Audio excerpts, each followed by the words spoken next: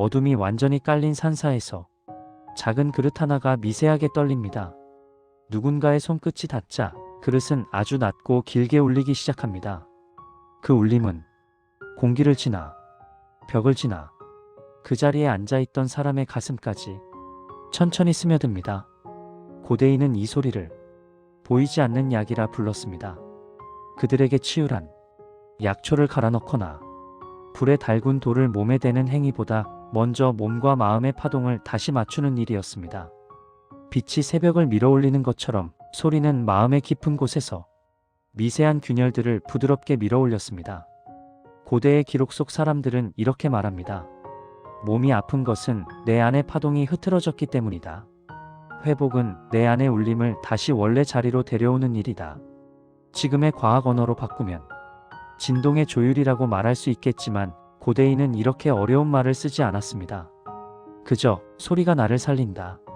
이렇게 믿었을 뿐입니다. 그리고 수천 년이 지난 지금 우리는 다시 그 소리를 찾아가고 있습니다. 울림은 여전히 우리 마음에서 살아있기 때문입니다. 티베트의 고원은 소리가 멀리 퍼지기 좋은 땅입니다. 밀도 낮은 공기, 긴 계곡, 바람의 길. 이 땅은 울림이 사라지지 않는 장소입니다. 그곳에서 태어난 것이 바로 싱잉볼, 울림의 그릇입니다. 싱잉볼은 단순한 금속 그릇이 아니라 무려 7가지 금속을 겹겹이 두드려 만든 음향 도구입니다. 그 안에는 지구의 광물, 인간의 손길, 고원의 공명이 함께 담겨 있습니다. 막대를 그릇의 가장자리에 천천히 돌리면 신기한 일이 일어납니다. 한 음이 아니라 여러 개의 음이 동시에 피어오릅니다. 아주 낮은 울림, 중간에서 맴도는 음, 그리고 공기 위로 떠오르는 미세한 떨림까지. 고대인은 이 다층적인 소리를 몸의 불협화음을 정리하는 도구라고 말했습니다. 우리가 흔히 겪는 불안, 피로, 잠들기 어려움, 몸의 미세한 긴장, 이런 것들은 모두 내 안의 진동이 흐트러진 상태라고 보았습니다. 그래서 싱잉볼은 균열난 진동을 천천히 원래 자리로 되돌리는 음향 침술 같은 역할을 했습니다. 오늘날 실험에서도 싱잉볼 옆에 물그릇을 두면 물 표면이 춤추듯 흔들립니다. 우리 몸의 70%가 물이라는 사실을 떠올리면 고대인의 직관이 얼마나 정확했는지 이해할 수 있습니다. 소리는 물을 흔들고 근육을 느슨하게 만들고 심장 박동을 안정시키며 잡음을 가라앉힙니다. 그래서 싱잉볼의 울림은 몸을 깨우는 소리가 아니라 몸을 원래의 자리로 데려오는 소리입니다. 바다 냄새가 묻어있는 그리스의 섬들에는 음악과 치료가 분리되지 않던 시대가 있었습니다. 피타고라스는 이렇게 말했습니다. 세상은 숫자로 움직이지 않는다. 세상은 음정과 비율로 움직인다. 그에게 세상은 보이지 않는 현들이 연결된 악기였습니다. 그래서 고대 그리스의 치유 방법 중 하나는 밤이 깊어갈 때 검은고나 피리를 연주하며 사람의 마음속 불협화음을 느슨하게 만드는 의식이었습니다. 그들은 마음의 고통을 영혼의 긴장이라고 이해했고 그 긴장을 풀어주는 것이 음의 임무라고 생각했습니다. 흥미롭게도 그리스의 치유 음악은 대부분 템포가 느리고 음역대가 낮으며 반복이 많았습니다. 이건 오늘날 심리치료 음악과 거의 같습니다. 인간은 반복되고 안정적인 음에 가장 빨리 마음을 열기 때문입니다. 고대인은 음악을 통해 몸의 파동을 다스렸고 그 방법은 지금 과학과 심리학, 신경과학 속에서 다시 되살아나고 있습니다. 과학의 언어로 설명하면 고대 음향 요법은 이 세 단어로 설명될 수 있습니다. 공명, 동기화, 이완. 우리 몸의 세포는 특정 진동에 반응합니다. 특히 40Hz 이하의 낮은 파동은 뇌와 신경계를 진정시키는 데 큰 역할을 합니다. 소리는 귀로만 듣는 것이 아니라 몸 전체가 감각합니다. 흉곽은 공명하고 배는 진동을 느끼며 심장은 그 주기를 따라가려고 합니다. 그래서 편안한 음악을 들으면 심장 박동이 12분 안에 음악의 패턴에 맞춰 조용히 정리됩니다. 그리고 이 순간 뇌는 부교감 신경을 활성화합니다. 말은 어렵지만 결국 이것은 마음이 싸움을 멈추고 회복을 시작하는 신호라는 뜻입니다.